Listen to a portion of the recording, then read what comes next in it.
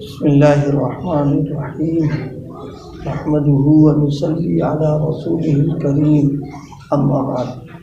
اللہ تعالیٰ کی توفیق سے روزے اور تراویح ہو رہی ہیں اور اسی کے ساتھ اور بھی نیکیوں کی توفیق مل رہی ہے۔ اس سلسلے میں ایک عمل کی طرف اور بھی توجہ دینے کی ضرورت ہے، وہ یہ کہ ماہ مبارک کا جو پہلا عشرہ ہے یہ رحمت کا ہے۔ ظاہر رحمت کا عشرہ ہونے کا مطلب یہ ہے کہ ہم سب لوگوں کو ان اعمال کا اہتمام کرنا کہ جس سے اللہ تعالیٰ کی رحمت کے ہم حقدار بن جائیں اور اس کی رحمت ہماری طرف متوجہ ہو جائے۔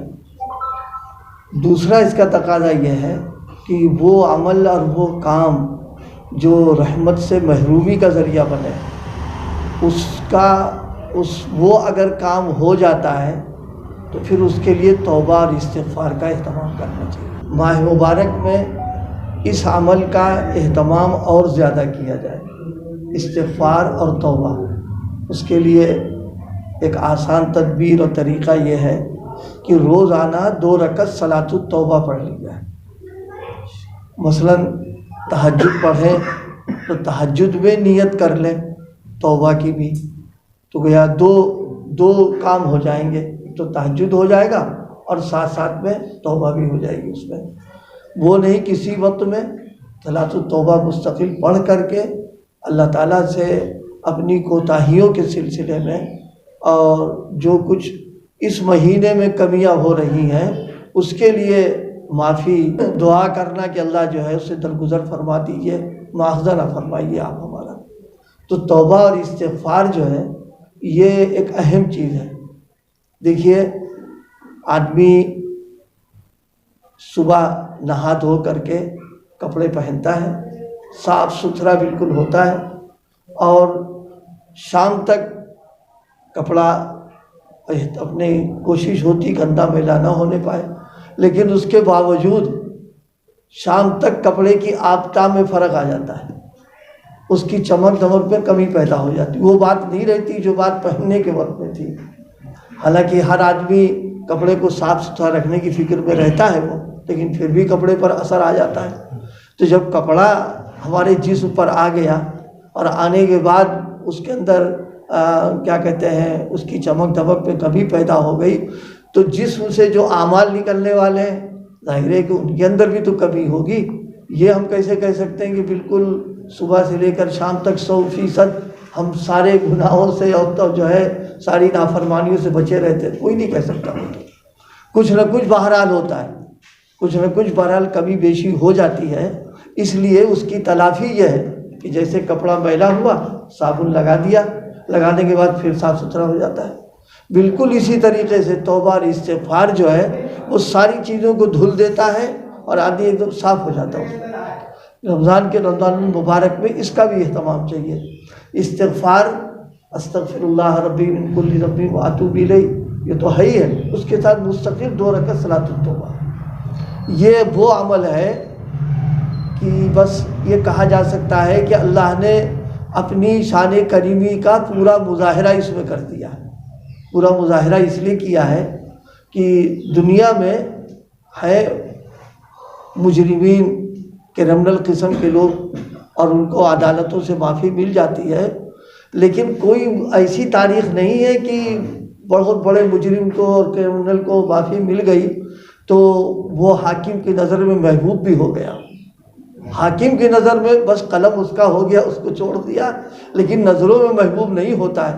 لیکن وہ اتنا بڑا کریم ہے، فرمایا کہ تم توبہ کر لو تو ہمارے محبوب بن جاؤ گے۔ تو مجرمین کو معاف کر کے کسی کو محبوب بنا لینا یہ انہی کی شان ہے وہ۔ تو اس بنا پر روایت بھی ہے التائب حبیب اللہ، فرمایا توبہ کرنے والا جو ہے گناہ کی وجہ سے اللہ سے دوری ہو گئی اس کی، اور اللہ کی رحمتوں سے دور ہو گیا، وہ عذاب کا مستحق ہو چکا، لیکن فرمایا اگر توبہ کر لو گے تو توبہ کرنے کی بنا پر سب ختم کریں گے، ہم تم کو اپنا محبوب اور چہیتا بنا لیں گے۔ اس سے بڑی شان کریمی اور کیا ان کی ہو سکتی ہے؟ تو اس بنا پر ہم سب لوگوں کو توبہ کا صلاۃ التوبہ اہتمام کے ساتھ پڑھنا، تہجد پڑھ رہے 2 رکعت نیت کر لی، نفل پڑھ رہے عصر میں آئے نفل پڑھ رہے توبہ کی نیت کر لی، کوئی مسئلہ نہیں، کیونکہ نوافل میں کئی نیتیں کر لے گا تو کام چل جائے گا اس میں آدمی کا۔ یاد آ گیا درمیان کی بات ہے، تہجد پڑھے اس وقت پہ ایک تو تہجد کی نیت کر لے، اسی کے ساتھ میں شکر کی بھی نیت کر لیں، اسی کے ساتھ توبہ کی نیت کر لیں، اور اسی کے ساتھ حاجت کی بھی نیت کر لیں، اور وضو کر کے آئے تو تحیۃ الوضو کی بھی نیت کر لیں، 2 رکعت میں سارا کام ہو جائے گا۔ یعنی کتنا صرف نیت کا فرق ہے۔ یہیں سے ایک بات جو ہمارے وہ حدیث میں فرمایا گیا ہے، اعمال تو سب کرتے ہیں لیکن جن کو اللہ نے دین کی فہم دے رکھی ہے ان کو اس عمل کا بدلہ بہت مل جاتا ہے۔ وجہ یہ کہ ہمارا ذہن چلتا نہیں ہے۔ اب جیسے 5 نمازوں کو میں نے تذکرہ کیا، اب سوچیں گے کہ 2 پڑھیں 10 رکعت، ہر ایک کے لیے 2 پڑھنا بہت مشکل، کون کر پائے گا آدمی؟ بس تو اب 2 ہی پڑھ کر کے بیٹھ جاتے ہیں۔ لیکن اللہ نے جن کو دین کی فہم دے رکھی ہے وہ اسی 2 میں سارا کام چلا لیتے ہیں اپنا، توبہ بھی ہے، شکر بھی ہے، حاجت بھی ہے، تحیۃ الوضو بھی ہے، تہجد بھی ہے، اور مالک جتنی نیت کر لیں گے سب کا ثواب دے دے گا وہ۔ تو یہ بندہ سے کیا تہجد پڑھیں، اس میں یہ ساری نیتیں کر لیں، اللہ کی شکر گزاری کہ اللہ توفیق عطا فرما رہے ہیں اور نعمتیں دیں اس کو شاکر کر لیں، اسی کے ساتھ میں جو کچھ کمی کوتاہی ہو گئی ہے اللہ اس کو معاف کر دیجیے آپ ہمارے لیے، اور اسی کے ساتھ اپنی ساری حاجتیں بھی کہنا، دین دنیا کی ان سے مانگ لیں ہم، اور تہجد پڑھ ہی رہیں، اور وضو کر کے آئے ہیں شکرانے کی، یہ بہت بڑا عمل ہے۔ ایک حدیث ہے، حضرت نبی کریم صلی اللہ علیہ وسلم نے ایک صبح میں حضرت بلال حبشی سے پوچھا کہ تمہارا کون سا ایسا عمل ہے جس میں تم کو امید ہے کہ اللہ تمہاری مغفرت کرے گا؟ مقبول عمل کون سا ہے؟ صحابہ بھی عجیب تھے، سارے اعمال کرنے کے باوجود انہوں نے کہا حضور کوئی ایسا عمل نہیں میرے پاس ہے کہ جسے ہمیں امید ہو کہ اللہ جو ہے اسے قبول کر لے گا۔ فرمایا نہیں کوئی عمل تو ہے تمہارا؟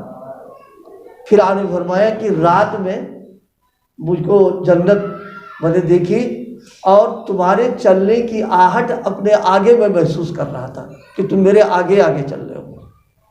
تب کہا ہاں حضور ایک عمل ہے ہمارا، وہ یہ کہ میں نے یہ طے کر رکھا ہے کہ دن میں جب بھی میں وضو کروں گا تو 2 رکعت تحیۃ الوضو میں پڑھ لوں گا۔